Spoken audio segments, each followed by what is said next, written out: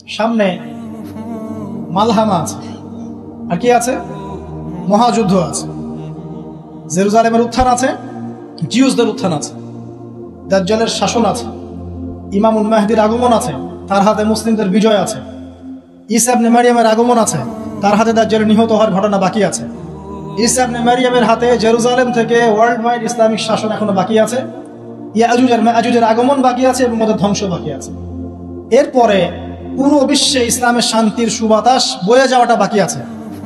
তারপরে আলামতুস সাআহ, পশ্চিম দিক থেকে সূর্য ওঠাটা বাকি আছে। তারপরে ইনশাআল্লাহ তাআলা এত দ্রুত কিয়ামত হবে, নবীজি বলছেন একজন ব্যক্তি আরেকজন ব্যক্তির সাথে কাপড় নিয়ে ব্যবসা করতে বসবে, কাপড় খুলে দেখাবে, গোটানোর আগেই কিয়ামত শেষ। একজন ব্যক্তি উটের দুধ দহন করবে, দুধ পান করার আগে কিয়ামত শেষ।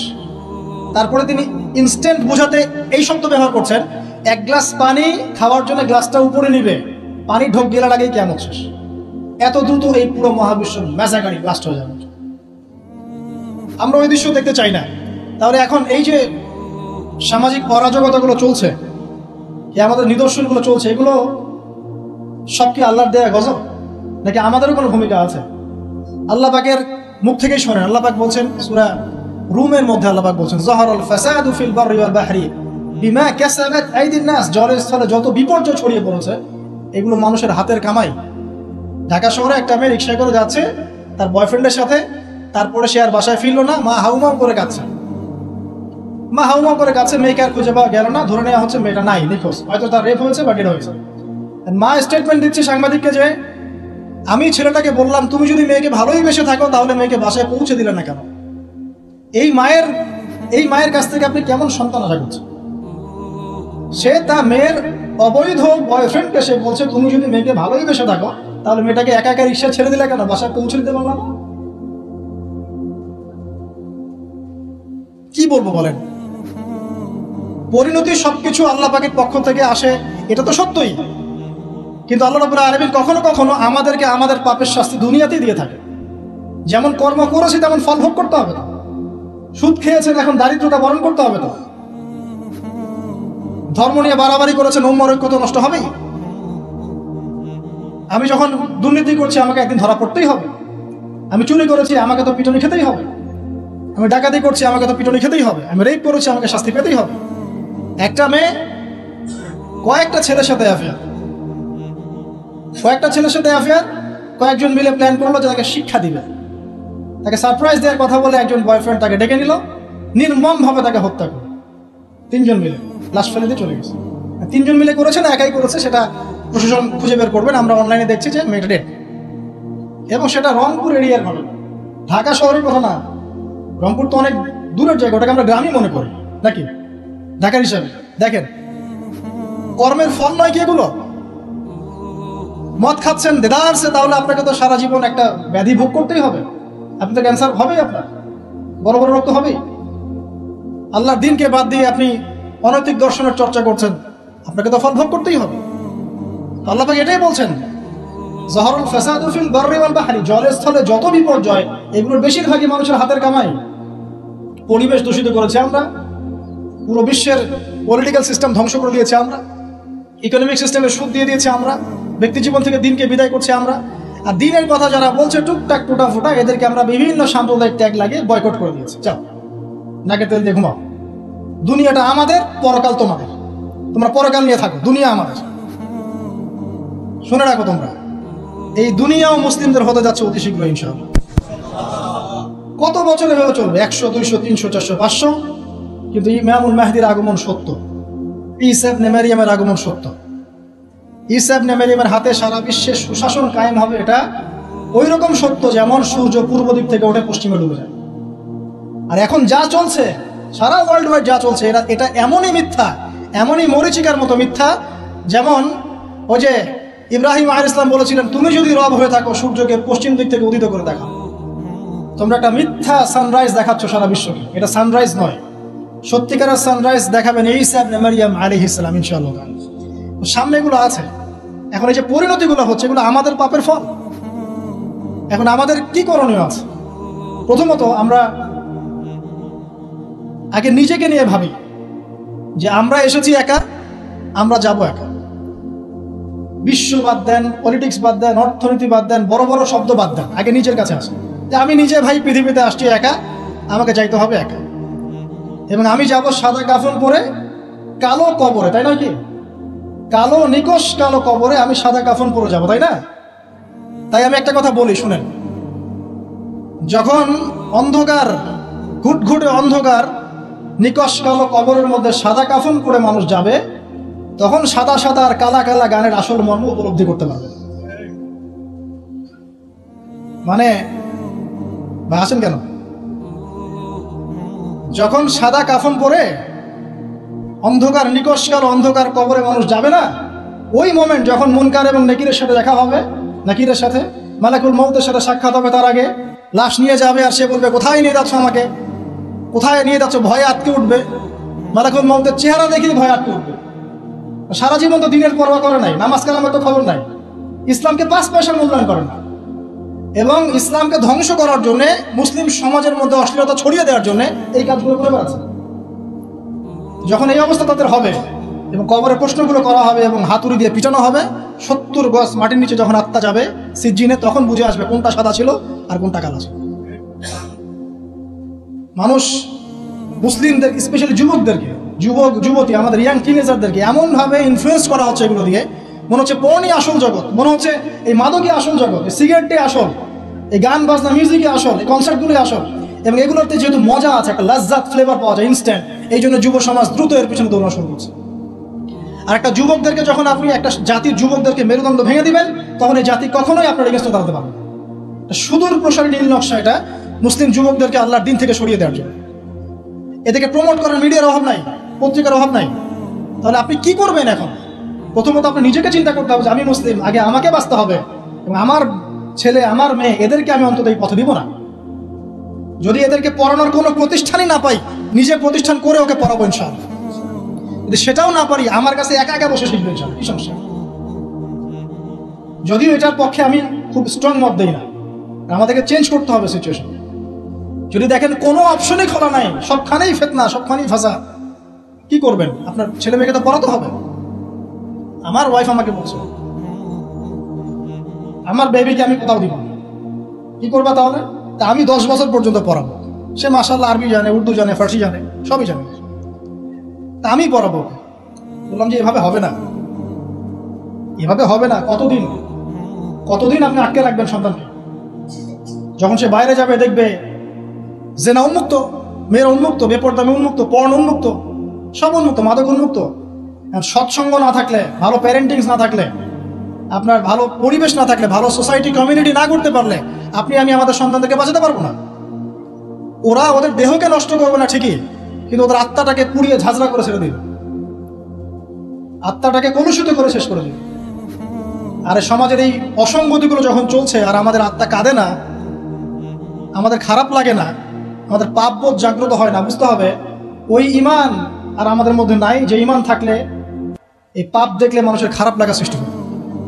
একজন আলেম বলেছেন, যখন দেখবেন বাসায় কোরআনের উপর ধুলা পড়ে গেছে, তখন বুঝে নেবেন যে আপনার কলমেও ধুলা পড়েছে। কি করব?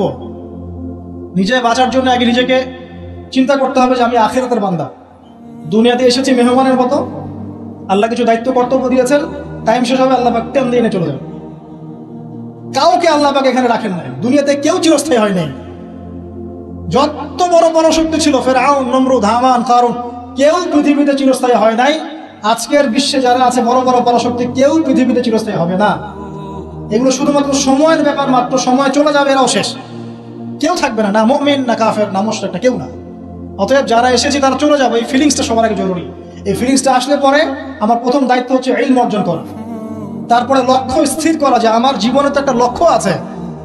এভারেজ লাইফ লিড করবে সবাই, 1999 জন মানুষ এভারেজ লাইফ লিড করে, খায় দায় ফুর্তি করে, স্ত্রী সহবাস করে, বাচ্চা পয়দা করে, শেষ ডেট, শেষ বয়সে ক্যান্সার, ডায়াবেটিস, মারা গেল। এটাই করতেই কি দুনিয়াতে এসেছি? দিন ইসলাম নিয়ে আমাদের কোনো স্বপ্ন নাই? যারা ইতিহাস পড়ে দেখেন, যারা যুগে যুগে ইসলামের অগ্রগামী ছিলেন, তারা কি আমাদের মতোই এভারেজ মুসলিম ছিলেন, নাকি এক্সট্রা অর্ডিনারি কিছু তারা করতেন?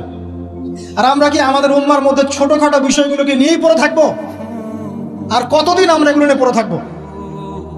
আর কতদিন আমরা একে অপরের গীবত, তহমত, সমালোচনার, হাত বাঁধার, পায়ে পা লাগানো আর আমি এসব নিয়ে পড়ে থাকবো, তাও শান্তি পান, তারপরে আমাদেরকে দিনের জন্য কিছু করতে দেন।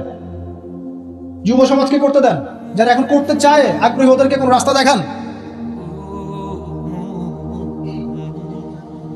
লক্ষ্য স্থির করতে হবে এবং কনস্ট্রাকটিভ কাজ করতে হবে। আবেগের বসে হুটহাট কোনো কিছু আসবে, আবেগের বসে দিনের কাজ না, পরিবেশ পরিস্থিতি বুঝে কনস্ট্রাকটিভলি দিনের কাজ করতে হবে, গঠনমূলকভাবে, না শৈথিলতাবাদ আর না কোনো উগ্রপন্থা, না কোনো চরমপন্থা। মাঝামাঝি জায়গায় থেকে হক বাতিলের পার্থক্য বুঝে পরিবেশ, সমাজ, দেশ, বিশ্বের পরিস্থিতি উপলব্ধি করে যখন যে ইনিশিয়েটিভ নেওয়া প্রয়োজন সেভাবে কনস্ট্রাকটিভলি উম্মাকে এগিয়ে নিতে হবে। তার প্রথম শুরুটাই হবে জ্ঞান অর্জন দিয়ে। জ্ঞান অর্জন নাই, কিচ্ছু নাই। তারপর হচ্ছে আমল দিয়ে। জ্ঞান আছে, এবার আমল করতে হবে। যারা আমল করে না, প্র্যাকটিসিং মুসলিম না, এদের দ্বারা আল্লাহর উম্মার খেদমত নেবেন না। তাহলে বড় বড় কথা বলতে হবে না, আমল করে দেখাতে হবে। ইকোনমিক লাইফে হালাল হারাম বেঁচে চলতে হবে। পারিবারিক লাইফে নিজের স্ত্রী সন্তানদেরকে ইসলামিক এনভায়রনমেন্টে রাখতে হবে, পরিবেশ তৈরি করতে হবে। আমি যদি আমার পরিবারের মধ্যে দিনকে প্রতিষ্ঠা করতে না পারি, তাহলে কিভাবে আমি আমার উম্মার মধ্যে দিনকে নিয়ে চিন্তা করবো, প্রতিষ্ঠা করবো? হ্যাঁ, এটা হতে পারে। ইব্রাহিম আলাইহিস সালামের বাবা ইসলাম কবুল করেন না, এটা হতে পারে।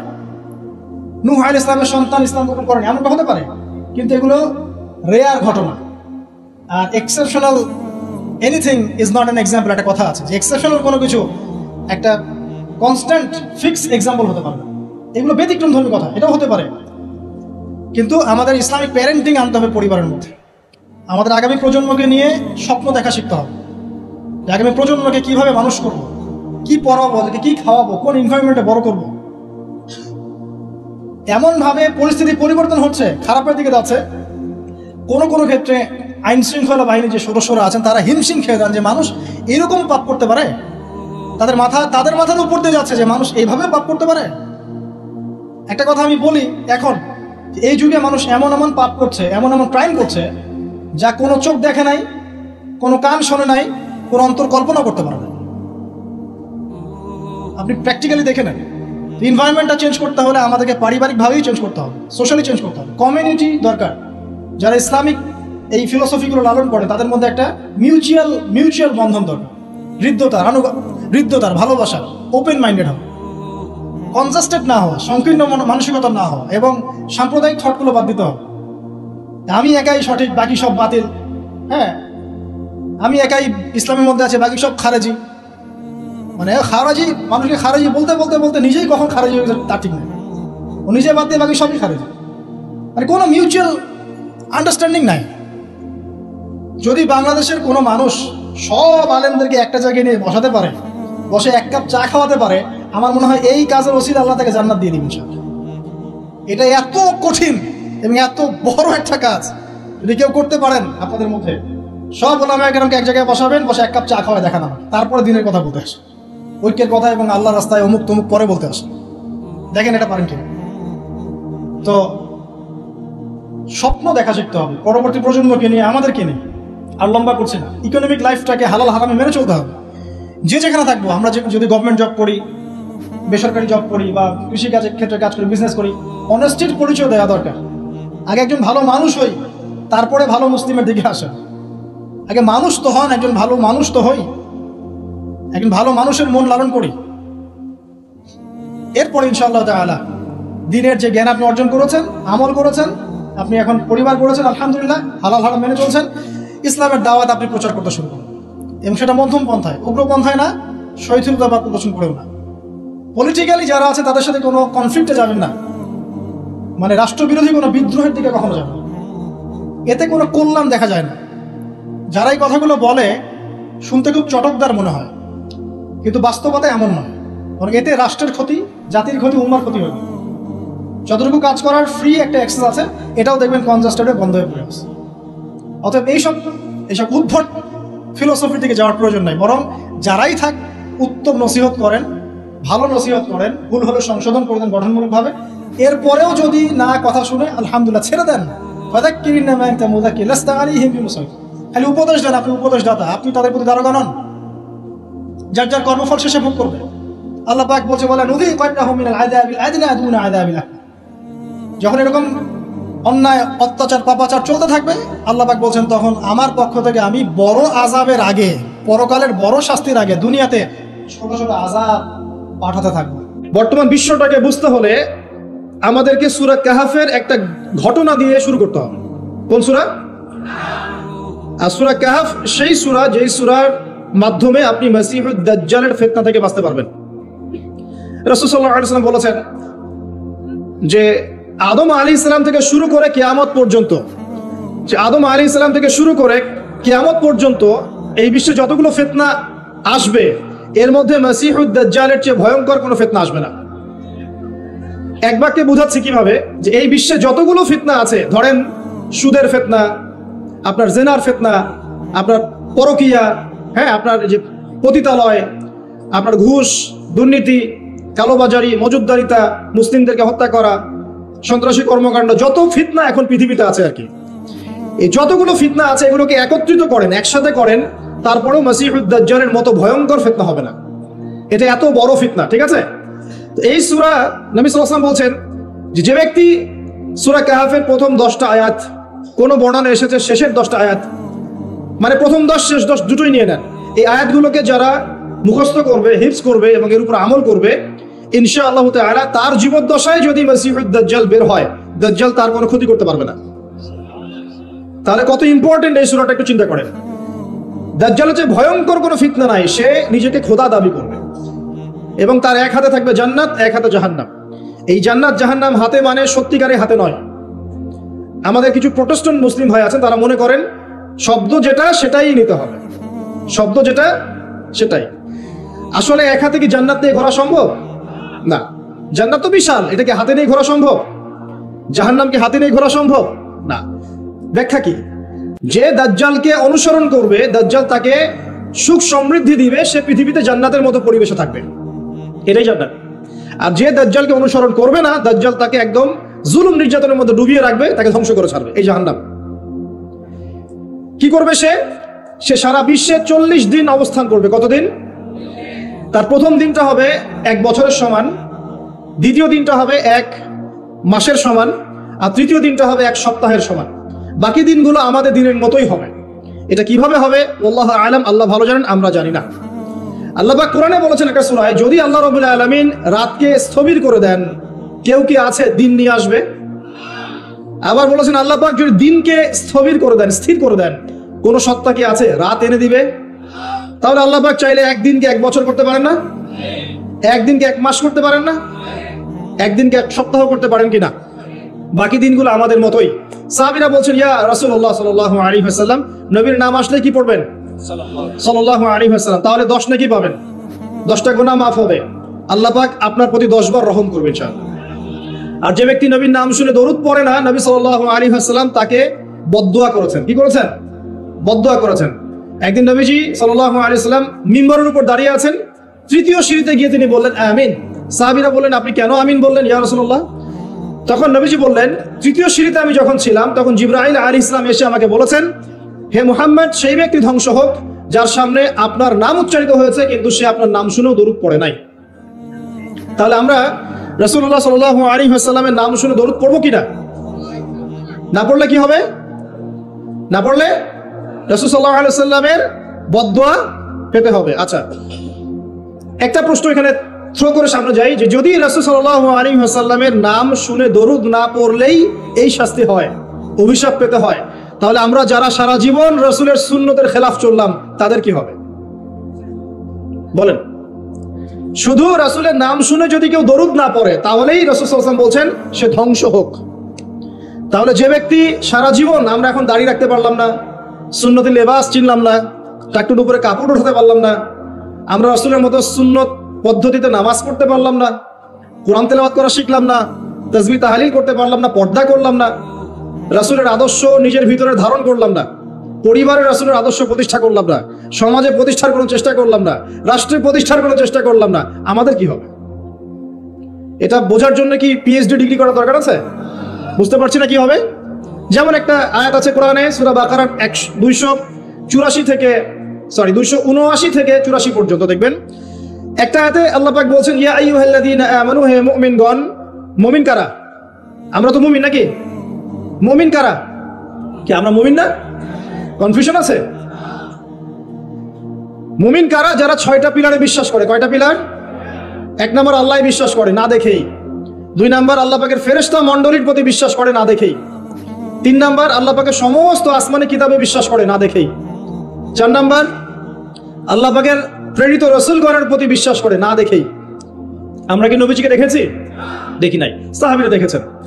যে ব্যক্তি পরকালে বিশ্বাস করে না দেখেই এবং তাকদীর বা ভাগ্যের ভালো মন্দে বিশ্বাস করে না দেখেই। এই 6টা পিলারে যে ব্যক্তি মনে বিশ্বাস করে, মুখে স্বীকৃতি দেয় এবং কাজেও বাস্তবায়ন করে তাকে বলা হয় মুমিন। শুধু মুখে বলে, কাজের কোনো ফিকির নাই, মুমিন বলা যাবে?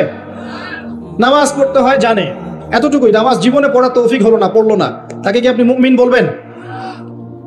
আচ্ছা, তো আমরা যদি মুমিন হই, আমাদেরকে আল্লাহ পাক বলছেন, কি বলছেন?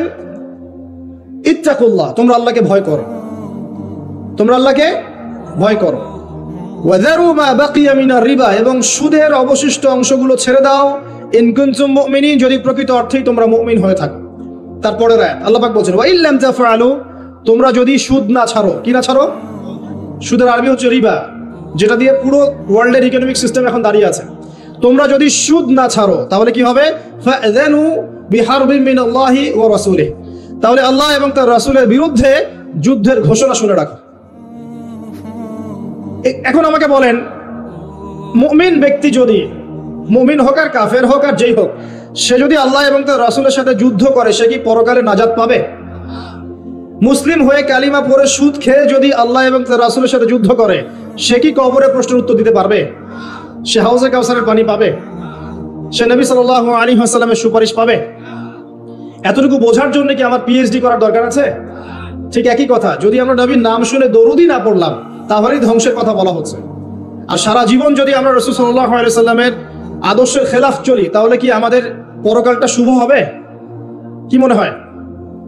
অতএব আজকের প্রথম নসিহত অনেক হবে ইনশাআল্লাহ। জীবনের প্রতিটা ডিপার্টমেন্ট, আপনার ইবাদত, পরিবার, সমাজ এবং অন্যান্য সেক্টরগুলো, বিশেষ করে অর্থনৈতিক সেক্টরটা রাসূলুল্লাহ সাল্লাল্লাহু আলাইহি ওয়াসাল্লামের আদর্শে ঢেলে সাজানোর চেষ্টা করেন। আল্লাহ পাক তৌফিক দান করুন। পারা যাবে ইনশাআল্লাহ? যাদের দাড়ি নাই রাখবেন তো আজকে ইনশাআল্লাহ। টাকনুর উপরে কাপড় উঠবে ইনশাআল্লাহ। যে মা বোনরা হিজাব করছেন না, পর্দা হবে তো ইনশাআল্লাহ? ইনশাআল্লাহ তাআলা। আবার ডিজিটাল পর্দা করতে যায় না, 3G 4G পর্দা আছে এখন, তো ডিজিটাল পর্দা না, আমরা বলছি ফাতিমা রাদিয়াল্লাহু আনহার মতো পর্দা, আয়েশা রাদিয়াল্লাহু আনহার মতো পর্দা, খাদিজা রাদিয়াল্লাহু আনহার মতো পর্দা। আল্লাহ পাক তৌফিক দান করুন। সহজ 4টা কথা আপনাদেরকে বলে দেই, মা বোনদেরকে বলছি। পোশাকটা এমন হবে না, আপনার পোশাকটা এমন হবে না যে পোশাকটা পরেও গায়ের কাঠামো বোঝা যায়। 1 নম্বর কথা, ফুল স্টপ। এমন বোরখাও চলবে না যে বোরখা পরলে গায়ের কাঠামো দেখা যায়। এটি প্রজেক্টর আছে ওখানে, হয়তো বা দেখতে পাচ্ছেন, বুঝাচ্ছি। এই যে আমার জামার হাতা দেখতে পাচ্ছেন, আমার হাত কতটুকু মোটা আপনি কি বুঝতে পারছেন? আমার মাসল কি বুঝতে পারছেন কত চওড়া? 4 প্যাক না 6 প্যাক? আচ্ছা, এটা কোনো প্যাকই না অবশ্য। আচ্ছা, তো এখন এটা ঠিক আছে পর্দা, এটা যদি আপনার অন্য কোনো অঙ্গ প্রত্যঙ্গ হয় একই হুকুম। প্রতিটার ক্ষেত্রে কি একই হুকুম? হাতের ক্ষেত্রেও যেমন হুকুম, অন্য সমস্ত অঙ্গ প্রত্যঙ্গের ক্ষেত্রে কি একই হুকুম। বুঝতে পারছি? আর ভেঙে বলার দরকার আছে? আচ্ছা, এখন যদি এই কাপড়টা এমন হয় যে কাপড় পরেও আমার হাতের কাঠামোটা এইভাবে বোঝা যাচ্ছে, দেখেন এখন বোঝা যাচ্ছে যে আমার হাত কতটুকু মোটা, কতটুকু পাতলা, এই পর্দা চলবে না, এই বোরখা চলবে না। এটা 1 নাম্বার। 2 নাম্বার কি? 2 নাম্বার হচ্ছে কাপড়টা এত পাতলা হবে না যেটা পরেও বাইরে থেকেই ভিতরের অঙ্গ দেখা যাচ্ছে। ঠিক আছে? আচ্ছা, বসেন বসেন, দেখছি আমরা। সম্ভবত প্রজেক্টর অফ হয়ে গেছে, একটু দেখেন। আমার এই জামা দিয়ে কি ভিতর থেকে বাইরে থেকে দেখা যাচ্ছে যে আমার হাতের রং কেমন? এটা ঠিক আছে। যদি কাপড়টা এমন হতো যে বাহির থেকেই ভিতরের অঙ্গ দেখা যাচ্ছে, তাহলে এটা পর্দা হতো। 2 নম্বর পয়েন্ট কি তাহলে? এই কাপড়টা এমন হবে না যে কাপড় পরেও বাহির থেকে ভিতরের অঙ্গ দেখা যায়। 2, আমি চেষ্টা করছি সহজ করে বলার জন্য। 3 নাম্বার হচ্ছে কাপড় এমন হবে না যে কাপড়টা পুরুষদের কাপড়ের সাথে সাদৃশ্য আছে। আপনি টি শার্ট, গেঞ্জি, স্কিন প্যান্ট বা পুরুষরা যে পোশাকগুলো পরে এগুলো পরতে পারবেন না। কথা কি বুঝতে পারছেন? এটা 3 নাম্বার। আর 4 নাম্বার হচ্ছে অমুসলিমদের সংস্কৃতির সাথে, তাদের ধর্মীয় কালচারের সাথে সাদৃশ্য আছে এমন কোনো পোশাক আপনার পরা যাবে না। এটা ছেলে মেয়ে উভয়ের জন্যই বোধ। কয়টা বললাম মূলনীতি ভাই? 4টা। মা বোনকে শিখাতে পারবেন তো ইনশাল্লাহ? কাপড় এমন হবে না যে কাপড় এত টাইট যেটা পরলে শরীরের কাঠামো বোঝা যায়, পর্দা হয় নাই, চলবে না। যদি বোরখাও হয় তবুও চলবে না। 2, এত পাতলা হবে না যে বাহির থেকে ভিতরের অঙ্গ দেখা যায়, চলবে না। 3 নাম্বার, পুরুষদের পোশাকের সাথে সাদৃশ্য আছে এমন পোশাক পরা যাবে না। যদিও বা শেষ জামানায় এই শ্রেণীর মেয়েদের সংখ্যা বাড়বে যারা পুরুষের পোশাক পরে রাস্তায় ঘুরবে। আর 4 নাম্বার হচ্ছে অমুসলিমদের ধর্মীয় কালচারের সাথে সাদৃশ্য আছে এমন কোনো পোশাক পরা যাবে না। 3 নাম্বারটার ক্ষেত্রে একটা কথা বলে দেই যে নবী সাল্লাল্লাহু আলাইহি ওয়াসাল্লাম বলেছেন শেষ জামানায় এক শ্রেণীর মেয়ে বের হবে। শেষ জামানা বলতে আসলে ওই জামানায়, নবীর জামানায় তারা ছিলেন না, তারা পরবর্তীতে কোনো জামানায় আসবেন, যেটা আমরা এখন দেখতে পাচ্ছি আর কি। তো এমন এক শ্রেণীর মেয়ের কথা বলা হয়েছে যে যারা কাপড় পরেও নগ্ন থাকবে। কি থাকবে? নগ্ন। আরবিতে বলা হচ্ছে নিসাউন, তারা এমন এক শ্রেণীর মহিলা হবে কাসিয়াতুন, কাপড় পরে থাকবে, আরিয়াতুন, তারপরেও নগ্ন থাকবে। বোঝানোর প্রয়োজন আছে কি? কোনো প্রয়োজন নাই, অ্যাডাল্ট আপনারা সব বুঝেন। মুমিলাতুন মাইলাতুন, অর্থাৎ নিজেরাও অন্যকে আকৃষ্ট করবে, নিজেরাও অন্যকে আকৃষ্ট করবে এবং অন্যের প্রতি আকৃষ্ট হবে, দুটোই হবে।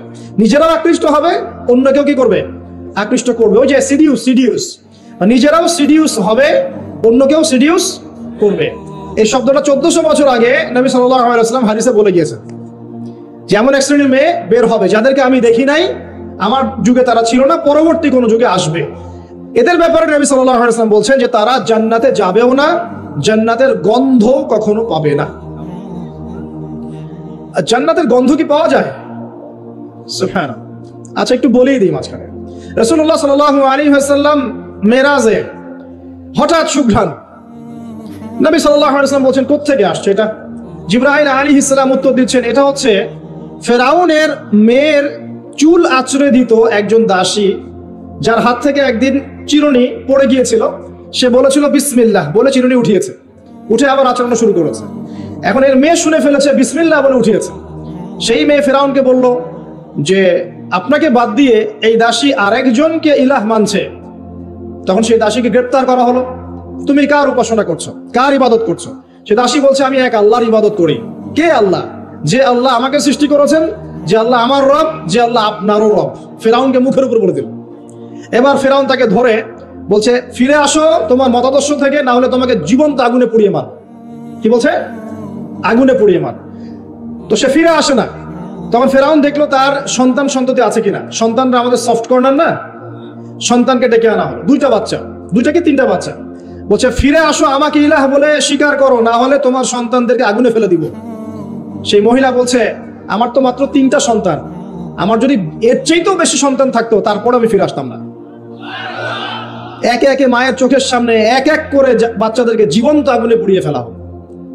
শেষমেশ সেই মেয়েটাকেও, সেই দাসীকেও জীবন্ত আগুনে পুড়িয়ে দেওয়া হলো।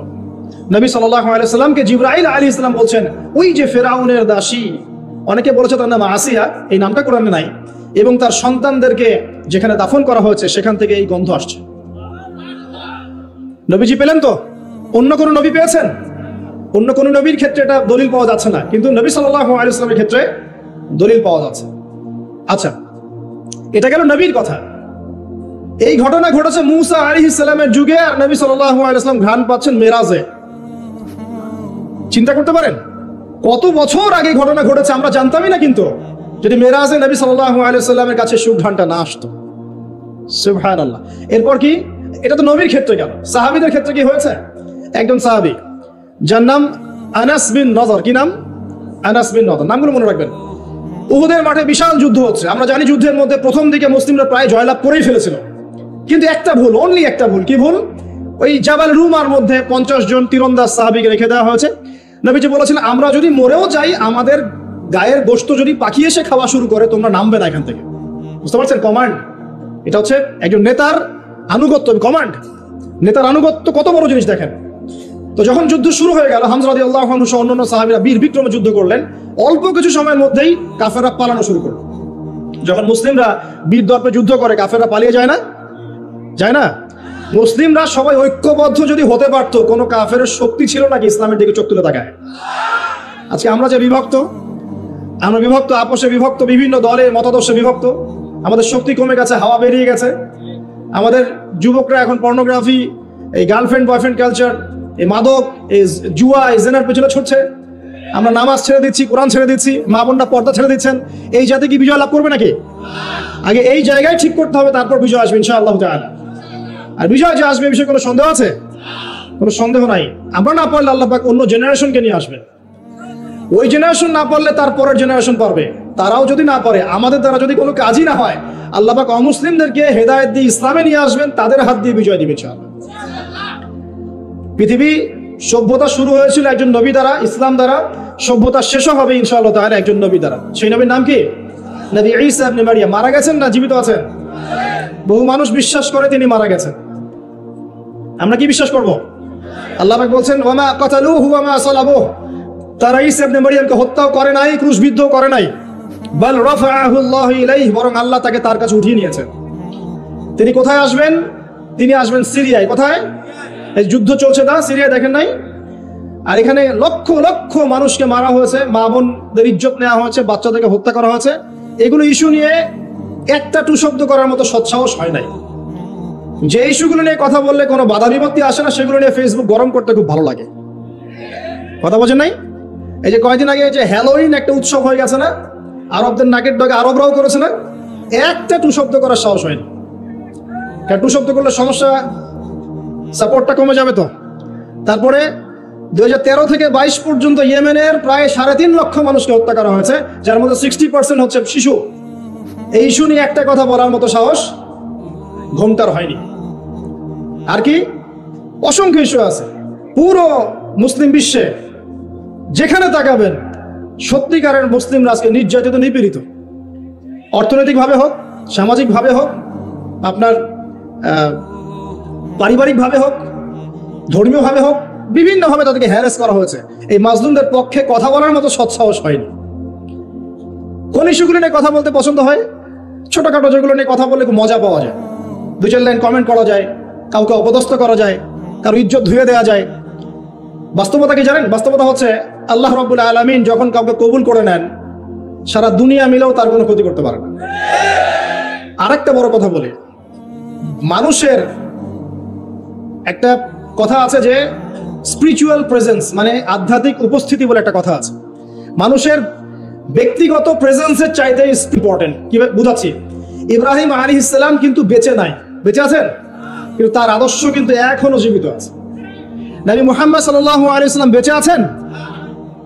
অবশ্যই তারা কবরে জীবিত, অবশ্যই, সেটা অন্য ইস্যু। আমি পৃথিবীর কথা বলছি। নবী সাল্লাল্লাহু আলাইহি ওয়াসাল্লাম কি আমাদের মধ্যে আছেন? না, আমাদের মধ্যে কি বেঁচে আছেন?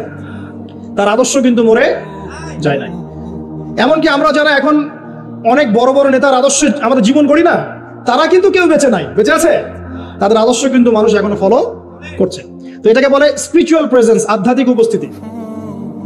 আল্লাহ পাক যাকে কবুল করবেন, যে হকপন্থী হবে ইনশাআল্লাহ তাআলা, সে যদি ফিজিক্যালি প্রেজেন্ট নাও থাকে, তার আধ্যাত্মিক উপস্থিতি জনগণকে পথ দেখাবে ইনশাআল্লাহ।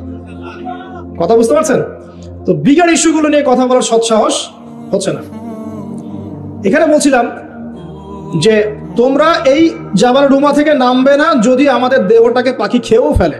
সাহাবীগণ প্রথমে দেখলেন আমরা প্রায় জিতে যাচ্ছি, তারা নেমে আসলেন, বললেন আল গনিমা, আল গনিমা। তখন একটা বিপর্যয় সৃষ্টি হলো। কি বিপর্যয়? খালিদ বিন ওয়ালিদ রাদিয়াল্লাহু আনহু 50 জন ঘোড়সাওয়ারকে নিয়ে পিছন থেকে এই সুযোগে আক্রমণ করলেন। পিছন থেকে আক্রমণ হলো, আর আবু সুফিয়ানের বাহিনী যারা পালিয়ে যাচ্ছিল, এরা আবার ইউটার্ন করলো। এই দুই চাপে পিষ্ট হয়ে উহুদের মাঠে সাহাবায়ে কেরাম রাদিয়াল্লাহু আনহুদের মধ্যে প্রায় 70 জন বড় বড় সাহাবী শহীদ হয়ে গেলেন। কতজন?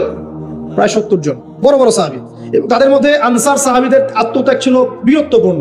এমনকি নবী সাল্লাল্লাহু আলাইহি ওয়াসাল্লামকেও সেদিন মার খেতে হয়েছে, দাঁত মোবারক শহীদ হয়ে গেছে, পায়ের মধ্যে আঘাত পেয়েছিলেন, এই ভ্রুর মধ্যে কড়া ঢুকে গিয়েছিল। তার পাশে মাত্র 9 জন সাহাবী ছিলেন যখন তাকে আক্রমণ করা হচ্ছে। একে একে সাহাবীরা শহীদ হতে লাগলেন। তালহা রাদিয়াল্লাহু আনহুর কথা বলা যায়, তিনি নবীজিকে নিজে ঘাড়ে করে নিয়ে উহুদ পাহাড়ের উপর উঠে গিয়েছেন, এত শক্তি ছিল তার গায়ে। আমরা যুব সমাজ কি শিক্ষা নেবে এখান থেকে? এভাবে মাদকের সাথে লাইফ লিড করলে তো হবে না। এভাবে যদি জেনা করলে তো আপনি ফিজিক্যালি স্ট্রং থাকতে পারবেন না, মানসিকভাবে স্ট্রং থাকতে পারবেন না। পর্নোগ্রাফিতে আসক্ত হলে তো আপনার শরীরে এনার্জি থাকবে না। জুয়া খেললে তো ওই রকম সাহাবীদের মতো আদর্শমান হওয়া যাবে না। নামাজ না পড়লে তো আপনার ভিতরে আধ্যাত্মিক শক্তি আসবে না। তো আমাদের যুব সমাজকে এখান থেকে শিক্ষা নিতে হবে। আল্লাহ পাক তৌফিক এনায়েত করুন। এখন সাহাবী উঠিয়ে নিয়ে গেছেন, নবী সাল্লাল্লাহু আলাইহি ওয়াসাল্লাম বলছেন, তোমরা যদি কেউ জীবন্ত কোনো শহীদকে দেখতে চাও তাহলে তালহাকে দেখো, তার শরীরে প্রায় 60 থেকে 70টা দাগ ছিল, তারপরে তিনি শহীদ হন নাই সেদিন। আল্লাহ পাক তাকে হেফাজত করেছেন। তিনি বলছিলেন, আমি যখন যুদ্ধ করছিলাম, আর রাহিকুল মাকতুম বইটার মধ্যে আছে, আল্লাহ পাক তখন তাকে এত সাকিনা প্রশান্তি দিয়েছেন যে ঘুমে তার চোখ দিয়ে মানে শান্তির ঘুম চলে আসছে। তখন তিনি বলছেন, দুইবার আমার হাত থেকে তরোয়াল পড়ে গেছে ঘুমের চোটে। চিন্তা করতে পারেন, যুদ্ধ হচ্ছে, আল্লাহ পাক তাকে শান্তির ঘুম দিয়ে দিচ্ছে চোখের মধ্যে। দুইবার অস্ত্র মানে তরোয়াল পড়ে যাচ্ছে হাত থেকে ঘুমের চোটে। তিনি শেষমেশ শহীদ হন নাই। নবী সাল্লাল্লাহু আলাইহি ওয়াসাল্লামকে ঘাড়ে নিয়ে উঠেছেন উহুদ পাহাড়ের উপরে। নবীজি বলছেন, তোমরা কেউ জীবন্ত শহীদকে দেখতে চাও, তালহাকে দেখো, সে জান্নাত ক্রয় করে নিয়েছে। আবু বকর রাদিয়াল্লাহু আনহু বলতেন, উহুদের দিনটা হচ্ছে তালহার দিন। তালহা যে বীরত্ব দেখিয়েছে উহুদের দিনে, সে এই কাজ দিয়েই ইনশাআল্লাহ জান্নাত ক্রয় করে নিয়েছে। কথা বুঝতে পারছেন? প্রত্যেক সাহাবীর রিপোর্ট ছিল। তো এই সময় একটা গুজব ছড়িয়ে পড়েছিল যে রাসূল সাল্লাল্লাহু আলাইহি ওয়াসাল্লামকে হত্যা করা হয়েছে, এমন একটা গুজব ছড়িয়ে দেওয়া হয়েছে মাঠের মধ্যে। এখন অনেক সাহাবী তরোয়াল নিয়ে বসে পড়েছেন যে নবী যদি বেঁচে না থাকেন তাহলে আমরা যুদ্ধ করে কি করব, এরকম চিন্তা। তখন এই আনাস বিন নাদর রাদিয়াল্লাহু আনহু তিনি ঘোড়া নিয়ে ছুটছেন। পাশে দেখা হয়েছে সাদ বিন মুয়াজ রাদিয়াল্লাহু আনহুর সাথে। কার সাথে? সাদ বিন মুয়াজ, আনসার সাহাবী, বিখ্যাত সাহাবী, যার জানাজার নামাজে নবী সাল্লাল্লাহু আলাইহি ওয়াসাল্লাম বলেছেন যে 70,000 ফেরেশতা জানাজার নামাজে উপস্থিত ছিল। কোন সাহাবী? সাদ বিন মুয়াজ। মনে রাখবেন এগুলো। আমাদের যুবকদেরকে, আমাদের আইডলদেরকে তো চিনতে হবে, আমাদের অরিজিনাল সুপার হিরোদেরকে চিনতে হবে না। আমাদের সুপার হিরো কি নেইমার, মেসি নাকি? এসব অহেতুক কাজে সময় নষ্ট করবেন না। Totally West of time. সময়ের অপচয়, জুয়া খেললে অর্থের অপচয়, আপনার যৌবনের অপচয়। সবচেয়ে বড় কথা হচ্ছে হায়াতটা নষ্ট হয়ে গেল। হায়াত নষ্ট হয়ে গেল। হ্যাঁ, খেলবেন, আমি তো খেলার পক্ষের মানুষ, নাকি? খেলবেন যে খেলাতে আপনার ফিজিক্যাল উপকার আছে, ফরজ ওয়াজিব তরক হচ্ছে না। খেলতে গিয়েছেন, নামাজ মিস হলে খেলা চলবে না। ফিজিক্যাল স্ট্রাকচার ঠিক রাখার জন্য, স্ট্যামিনা বাড়ানোর জন্য, ফিজিক্যালি ফিট থাকার জন্য আপনি কায়িক খেলা কিছু খেলতে পারেন। এই খেলাগুলোর মধ্য দিয়ে আপনার ফরজ ওয়াজিবকে তরক করা যাবে না। এগুলো খেলা দেখতে বসলে আমাদের কোনো উপকার আছে? ফিজিক্যাল খেলছে ওরা আর আমরা গোল গোল করে চিল্লাচ্ছি, কোনো উপকার আছে? জাস্ট একটা চোখের ক্ষুধা, কিছু না। অথচ আপনি যদি সকালবেলা উঠে 10 রাউন্ড দিতেন পদ্মার পরে, উপকার ছিল। আধা ঘন্টা আপনারা যদি ফুটবল খেলতেন টাকনোর নিচে কাপড় নামিয়ে ফজরের নামাজের পর, উপকার ছিল না? তো মূল কাজটা করেন, আল্লাহ পাক তৌফিক দান করুন। তো যেটা বলছিলাম যে সাহাবী সাদ বিন মুয়াজ রাদিয়াল্লাহু আনহু পাশে, আর আনাস বিন নাদর রাদিয়াল্লাহু আনহু বলছেন, আনাস বিন নাদর রাদিয়াল্লাহু আনহু ঘোড়া নিয়ে ছুটছেন। কি ব্যাপার, তোমরা বসে আছো কেন? সাহাবীরা বলছেন, রাসূল সাল্লাল্লাহু আলাইহি ওয়াসাল্লাম যদি বেঁচে না থাকেন আমরা যুদ্ধ করে কি করব? তখন আনাস বিন নাদর রাদিয়াল্লাহু আনহু বলছেন যে যদি মুহাম্মদ সাল্লাল্লাহু আলাইহি ওয়াসাল্লাম সত্যি শাহাদাত বরণ করে থাকেন তাহলে আমরা এখানে বসে থেকেই কি করব? চলো আমরাও যুদ্ধ করে শহীদ হয়ে যাই। এবার তিনি ঘোড়া নিয়ে ছুটলেন। সাদ বিন মুয়াজ বলছেন, আপনি কোথায় ছুটছেন? আপনি অদম্য গতিতে কোথায় ছুটছেন? তখন আনাস বিন নাদর রাদিয়াল্লাহু আনহু তিনি বলছেন, আল্লাহর কসম করে বলছি আমি উহুদের ওই প্রান্তর থেকে জান্নাতের ঘ্রাণ পাচ্ছি। টাটকা দলিল, দেখে নেন। নবী পেলেন, সাহাবীও পেলেন না? এর পরের কোনো মানুষ কি পেয়েছেন? দেখি, ইমাম বুখারীর নাম শুনেছেন? তো সহিহ বুখারী কার কার পাশে আছে? মাশাআল্লাহ। একটা কথা বলে দেই, যারা বিগিনার, ইসলামে যারা বিগিনার প্র্যাকটিস করছেন নতুন, শুরুতেই সহিহ বুখারী হাতে নিয়ে পড়া শুরু করবেন না। কেন নসিহতটা করলাম এটা আপনি পরে বুঝতে পারবেন। মনে করেন আপনি মেডিকেল সায়েন্স সম্পর্কে জানতে যাচ্ছেন, শুরুতেই কি আপনি বড় লেভেলের কোনো বই নিয়ে বসবেন পড়তে? এটা কি হবে? আপনার গ্র্যাজুয়ালি আগাতে হবে। প্রথমে রিয়াদুস সালিহিনের মতো বই বা হাদিসে আরবাইন, বুলুগুল মারাম, মিশকাত, ফয়জুল কালাম, এই টাইপের বইগুলো পড়ে পড়ে আগে আপনি আপনার জ্ঞান গরিমাকে বাড়াবেন, আরবি শিখবেন, এবারত পড়া শিখবেন, নাহু সরফ জানবেন, তারপরে আস্তে আস্তে ওস্তাদের কাছে গিয়ে এগুলো পড়বেন। এবং এগুলোর মধ্যে সবকিছু বুঝতে পারবেন জরুরি না। অনেক কিছু আপনি বুঝতে পারবেন না, যেটা বুঝতে পারবেন না আলেম ওলামার কাছে গিয়ে জিজ্ঞাসা করবেন। একা একা পণ্ডিতি করতে যাবেন না। একা পণ্ডিতি করতে গিয়ে বহু মানুষ বিভ্রান্ত হয়ে গেছে। একা পণ্ডিতি করতে গিয়ে কেউ বলছে যে কোরআন মানি, হাদিস মানি না, বলছে না? অনেকে বলছে তাকদীর বলতে কিচ্ছু নাই। অনেকে বলছে তাকদীরই সব, কর্মের কোনো স্বাধীনতা নাই। একদল বলছে যে লা ইলাহা ইল্লাল্লাহ মুখে পড়লেই হবে, আমলের কোনো দরকার নাই। আরেকদল বলছে যে কবিরা গুনাহ করলেই কাউকে হত্যা করা যায়। মানে মানুষ বিভ্রান্ত হচ্ছে। আবার নতুন একজন টাটকা এটা বলছে যে নবী সাল্লাল্লাহু আলাইহি ওয়াসাল্লামই শেষ নবী নন, আরো নবী আসতে পারে না। একা একা পণ্ডিত হওয়া যাবে না, আলেম ওলামার সোহবত লাগবে, আলেম থেকে বিচ্ছিন্ন হবেন না। আমি যদি আপনাকে বলি যে আপনি কোরআন হাদিস জানতে চান, মনে করেন একটা এক্সাম্পল দিয়ে ওইদিকে যাচ্ছি, এদিকে মনোযোগ দেন। মনে করেন আমার এক ভাই নামাজ পড়তে এসেছে, আজকে ফজরের নামাজ ধরেন, তো রাতে সারা রাত ঘুম হয় নাই, সেজদা দিয়েছে, যখন সেজদায় ঘুমিয়ে গেছে বেচারা। এখন বেচারা ঘুম থেকে উঠে বলছে আমার নামাজ হলো কিনা, এক সেজদা তো ঘুম দিয়ে কাটালাম। এখন মনে করেন যে আমার কাছে যে বললো যে ভাই আমার নামাজটা কি হয়েছে কি হয় নাই, মাসালা কি হবে। আমি তাকে বললাম এই নেন কোরআন, এই নেন বুখারী, এই নেন মুসলিম, এই যে তিরমিজি, এই যে নাসাই, এই যে ইবনে মাজা, এই যে আবু দাউদ, সব হাদিসের বই দিয়ে দিলাম, দিয়ে বললাম বাসায় যান পড়েন, পড়ে মাসালা দেখে নেন। বলেন তো এটা কি হবে? এটা ওই ব্যক্তির পক্ষে সম্ভব? আর আমাদের সমাজে এরকম ব্যক্তির সংখ্যা লক্ষ লক্ষ কোটি কোটি না, যারা মাসালা জানে না। সবাই জানে, যারা মুস্তাহিদ তারা না হয় জানে, সবাই কি জানে? ম্যাক্সিমামই জানে না। তাহলে ওই ভাই যে আমাকে জিজ্ঞাসা করলেন আর আমি যে বললাম একটা মাসালা, সে আমাকে ফলো করলো, এটা কি তার অন্যায় হয়েছে? এটা কি তার জন্য হারাম? সে কি শিরক করে ফেলেছে? সে কি বেদাত করে ফেলেছে? এই জিনিসটা বুঝতে হবে প্রিয় ভাইরা। আলেম ওলামা থেকে ডিটাচড হয়ে নয়, সম্পর্ক রাখবেন। তো এটা গেল রাসূলের এক্সাম্পল দিলাম, দলিল দিলাম, মেরাজের রাতের ঘ্রাণ, আনাস বিন নাদর রাদিয়াল্লাহু আনহু দলিলটা দিলাম। এরপর কি কোনো কারো ক্ষেত্রে এটা পাওয়া যায়? দলিল তো অনেক পাওয়া যায়, কিন্তু এগুলো কোরআন সুন্নাহর রেফারেন্স নাই, এই কারণে মানুষ বলতে পারে এটা তো কোরআনে নাই, হাদিসে নাই। রিনাউন্ড একটা দলিল হচ্ছে ইমাম বুখারীর ঘটনা। আমরা জানি তিনি হাদিসগুলোকে একদম বাছাই করে করে সহিহ হাদিসগুলোকে নিয়ে একটা কিতাব রচনা করেছেন, সংকলন করেছেন। তার ইন্তেকালের পরে তার যে কবর, সেখান থেকে মেশক আম্বরের গন্ধ আসা শুরু করল। এটা রিনাউন্ড ঘটনা, সবাই জানে, জিজ্ঞাসা করে দেখেন। বড় বড় সালাফি আলেমরাও তাদের অনেকের গ্রন্থের মধ্যে এটা এনেছেন। এরপরেও কি সম্ভব? এই যুগে কি এটা সম্ভব? মাওলানা তারেক জামিল নাম শুনেছেন? তারেক জামিল হুজুর হাফিজাহুল্লাহ, আল্লাহ পাক তাকে দীর্ঘ নেক হায়াত দারাজ করুক। দেখবেন তিনি এই কয়দিন আগে সফর করেছেন, দাওয়াতি তাবলীগের সফর। মুয়াজ বিন জাবাল রাদিয়াল্লাহু আনহুর কবরের পাশে দাঁড়িয়েছেন। কবরের পাশে দাঁড়িয়ে তিনি সুঘ্রাণ পাচ্ছেন। পাওয়ার পরে তিনি চেক করছেন যে এটা কি কাপড় থেকে আসছে নাকি এটা মাটি থেকে আসছে, কোত্থেকে আসছে। তখন তিনি চলে গেলেন, গিয়ে আবার একটা সফর করে পরের দিন আবার আসলেন। এসে দেখেন সেম ঘটনা। তিনি বলছেন যে এটা কোত্থেকে আসছে।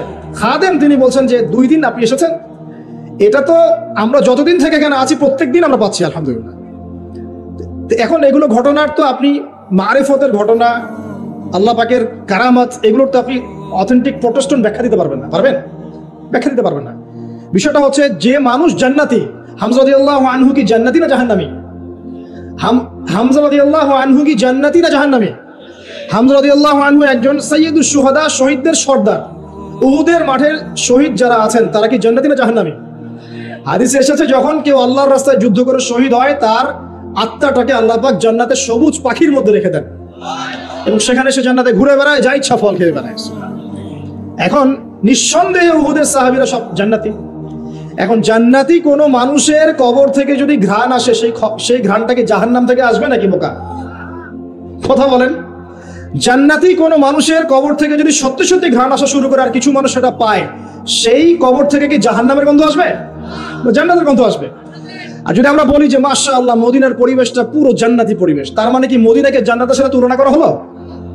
কথা বোঝেন নাই? আমরা যদি বলি বাহ মদিনার পরিবেশটা মাশাআল্লাহ জান্নাতি, এই কথার মধ্য দিয়ে কি মদিনাকে জান্নাতের সাথে তুলনা করা হয়েছে? কিসের সাথে কি মিলে তালগোল পাখি অনলাইন গরম করে আল্লাহ ভালো জানে। আমি খুবই ইন্টেলেকচুয়াল লেভেল দেখে আমি খুবই হতাশ যে মানুষের ইন্টেলেকচুয়াল লেভেল এত নিচু হতে পারে। আর কোরআনে যে আল্লাহ পাক বলেছেন জান্নাত এমন জায়গা যা কোনো চোখ দেখে নাই, কোনো কান শোনে নাই, কোনো হৃদয় কল্পনা করে নাই, এই আয়াত কি আমরা জানি না? এই আয়াত আমরা জানি না? সুবহানাল্লাহ। আর মনে করেন আপনি মুয়াজ বিন জাবাল রাদিয়াল্লাহু আনহুর কবরের কাছে গিয়েছেন, আপনি সুঘ্রাণ পেয়েছেন, এর মানে কি আপনি কবর পূজারী হয়ে গেছেন? কেউ পেয়েছে কেউ পায় নাই, আল্লাহু আ'লাম। আল্লাহ পাক যাকে ইচ্ছা তাকে পাওয়াবেন, যাকে ইচ্ছা না তাকে পাওয়াবেন না, এটা আল্লাহ পাকের ইখতিয়ার। আল্লাহ পাক যদি কাউকে পাওয়ান, আপনি সেখানে বিতর্কের সৃষ্টি করছেন কেন? বড় বড় ইস্যু নিয়ে কোনো কথা নাই, পেট্রো ডলার নিয়ে দুটো কথা বলতে পারেন না, ইয়েমেনের বম্বিং নিয়ে দুটো কথা বলতে পারেন না, আরবের বিভিন্ন কারাগারে বড় বড় শায়েখরা যে কারাগারে পচে পচে মরছে তাদের নিয়ে দুটো কথা বলতে পারেন না, হলইন উৎসব চোখের সামনে হয়ে গেল, দুটো কথা বলতে পারলেন না। সুবহানাল্লাহ। মানুষ দিন দিন কাদিয়ানি হয়ে যাচ্ছে, কেউ শিয়া হয়ে যাচ্ছে, কেউ এই যে আহলে কোরআন হয়ে যাচ্ছে, কত ফেরকা, কথা বলার সুযোগ নাই, কথা বলার ইস্যু নাই, মানে দিনের সব কাজ করা শেষ, এখন এই ক্ষুদ্র ক্ষুদ্র বিষয়গুলো আমাকে দেখতে হবে। এখানে মূল বিষয়টা কি? মূল বিষয় হচ্ছে হিংসা। 1 নম্বর কি? হিংসা। 2 নম্বর পরশ্রীকাতরতা। 3 নম্বর অহংকার। আমি যে কথাটা বলছি এখান থেকে আমি আলোচনার শেষের দিকে যাবো, খুব মনোযোগ দিবেন।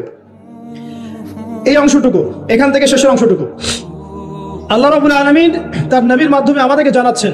কি জানাচ্ছেন? সূরা কাহফ আপনি তেলাওয়াত করবেন, ইনশাআল্লাহ আপনি দাজ্জালের ফিতনা থেকে বেঁচে থাকবেন। সারা বিশ্বে মেসাকার করে দিবে সে, হাতে জান্নাত জাহান্নাম নিয়ে ঘুরবে, মানে উন্নতি এবং ধ্বংস। আর কি 40 দিন সে পুরো বিশ্বটাকে শাসন করবে। কতদিন? 40 দিন। কোত্থেকে আসবে? উত্তর 3টা। কয়টা? 3টা বর্ণনা পেয়েছি আমি, এর চেয়ে বেশি থাকতে পারে, আমার হয়তো জানা নাই। আমি 3টা পেয়েছি। 1, খোরাসান থেকে সে বের হবে, 1 নাম্বার। 2 নাম্বার, ইস্পাহান একটা জায়গা আছে ইরানের, সেখান থেকে বের হতে পারে, 2টা। 3 নাম্বার হচ্ছে শাম, ইরাক। ইরাক এবং শাম, শাম বলা হয় প্যালেস্টাইন সহ পুরো যে Jordan, Libya, Lebanon, Jordan, Lebanon, Syria, পুরো জায়গাটাকে শাম বলা হয়। কি বলা হয়? শাম। ইরাক এবং শামের মাঝখানের কোন এক রাস্তা থেকে সে বের হয়। 3টা বর্ণনা আমার জানা মতো। এখন একটা কথা বলে দেয় যে ইরাক এবং শামের মাঝখানেই কিন্তু সেই রাষ্ট্রটা আছে যে রাষ্ট্রটা প্যালেস্টাইনিদেরকে বের করে দিয়েছে। বুঝতে পারছেন কথা? সমাজদার কে লিয়ে কি কাফি ইশারা আছে। এখন সে কি করবে? সে পুরো বিশ্বটাকে শাসন করবে, এবং যে তাকে আল্লাহ বলে স্বীকার করবে সে ওকে ছাড় দিবে, যে স্বীকার করবে না তাকে ধ্বংস করে দিবে। এমনকি একটা কওমের পাশ দিয়ে সে যাবে, বলবে তোমরা কি মানো যে আমি আল্লাহ? কওম বলবে না, মানি না, তখন ওদেরকে ধ্বংস করে ছেড়ে দিবে। একটা কওমের পাশে যাবে, বলবে তোমরা কি মানো যে আমি আল্লাহ? তারা বলবে হ্যাঁ মানি, তুমি আল্লাহ, নাউজুবিল্লাহ। তখন ওই কওমকে সে কি দিবে? গুপ্তধন দিবে। গুপ্তধন মানে সে যখন হাঁটবে তার পিছনে গুপ্তধনগুলো ঘুরে বেড়াবে। মানে এমন ফিতনা যেটা আপনি কল্পনা করতে পারবেন না। মানে মুমিন ব্যক্তিও যদি তার সাক্ষাৎ পায়, সেও বিভ্রান্ত হয়ে যেতে পারে। তবে এমনও মুমিন থাকবে যে বিভ্রান্ত হবে না। যেমন এক যুবকের কথা এসেছে, এই যুবকের তুমি ভালো করে শোনো। এক যুবকের কথা এসেছে, যে যুবক দাজ্জালের সাক্ষাৎ পাবে, দাজ্জাল তাকে হত্যা করবে দ্বিখণ্ডে, একদম 2 কোপ। বলবে যে তুমি কি বিশ্বাস করো আমি আল্লাহ? সে বলবে না, বিশ্বাস করি না। 1-2 কোপ, দ্বিখণ্ডিত। এক দেহের একটা অংশ একদিকে, আর একটা অংশ আরেকদিকে। তারপরে দেহের এই 2 অংশকে সে আবার জিন্দা করবে, জীবিত করবে, করে আবার তাকে বলবে এবার কি বিশ্বাস হলো যে আমি আল্লাহ? তোমাকে মৃত্যুর পর আবার জীবন দিলাম, তোমাকে বিশ্বাস হলো যে আমি আল্লাহ? এই যুবক তখন বলবে এবার আমার পূর্ণ বিশ্বাস হয়েছে তুই দাজ্জাল। আল্লাহু আকবার। কারণ আমি রাসূলের হাদিস জানতাম যে দাজ্জাল এক যুবককে হত্যা করে, দ্বিখণ্ডিত করে, আবার জীবিত করে বলবে বিশ্বাস করবি কিনা আমি আল্লাহ। কিন্তু আমি জানতাম না যে আমি সেই যুবক। কথা বুঝতে পারছেন? তো এই যুবক ইনশাআল্লাহ তাআলা উঁচু স্তরের শহীদ হবে ইনশাআল্লাহ। তো যুবকদের জন্য আদর্শ আছে। দেখুন, দাজ্জালকে যারা ফলো করবে সে প্রোগ্রেস, ফলো করবে না ধ্বংস। সে বিশ্ব শাসন করবে। প্রশ্ন এখন একটা, সে কি একা একা বিশ্ব শাসন করবে? মানে একা কি করা যায়? কে তার অনুসারী হবে? কারা হবে অনুসারী? নবী সাল্লাল্লাহু আলাইহি ওয়াসাল্লাম স্পষ্ট বলছেন, জিউসরা। কারা? ইস্পাহানের 70,000 জিউস ওর অনুসরণ করবে। কত হাজার? এবং তার লাস্ট ফলোয়ার সম্পর্কে বলা আছে এক শ্রেণীর মহিলা যাদেরকে ঘরে রাখা যাবে না। তো সেই আদর্শ এখন ছড়িয়ে পড়েছে না? ফেমিনিস্ট রেভলিউশন ছড়িয়ে পড়েছে না? আপনি কি আপনার বোনকে ঘরে রাখতে পারছেন? আপনার স্ত্রী কি ঘরে থাকতে চায়? কেউ চায় না। এখন সবাই বাঁধন ছিন্ন করে বেরিয়ে যেতে চায়। আচ্ছা, আমি আসছি ওদের জায়গায়, শেষ করার আগে অবশ্যই তাদের জায়গায় আসবো ইনশাআল্লাহ। আসুন, কে ফলো করবে? জিউসরা। এখন জিউসদের মধ্যে কি সবাই? উত্তর না, সবাই না। কারণ এমন অনেক ভালো জিউস আছেন যারা এখনো প্যালেস্টাইনিদের পক্ষে কথা বলে, এমন আছে। তাহলে কারা? যারা জালেম। যারা কি? জালেমরা।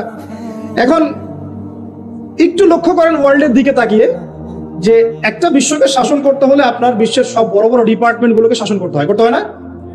শ্রীলঙ্কা নাম শুনেছেন তো? শ্রীলঙ্কা কি বিশ্বের অর্থনীতিকে শাসন করতে পারবে? মালদ্বীপ পারবে? পাকিস্তান, নামটা যদিও পাকিস্তান, কিন্তু ওখানে অনেক নাপাকি আছে। কথা বুঝতে পারছেন? অনেক নাপাকি আছে। আল্লাহ পাক পবিত্র করুন নাপাকি থেকে, দোয়া করি। উত্তর কোরিয়া, সে কি পারবে? আপনাকে যদি ইকোনমিক্যালি সারা ওয়ার্ল্ডকে রুল করতে হয়, তাহলে সারা বিশ্বের অর্থনীতি আপনার নখদর্পণে থাকতে হবে। সেটা কি মুসলিমদের আছে?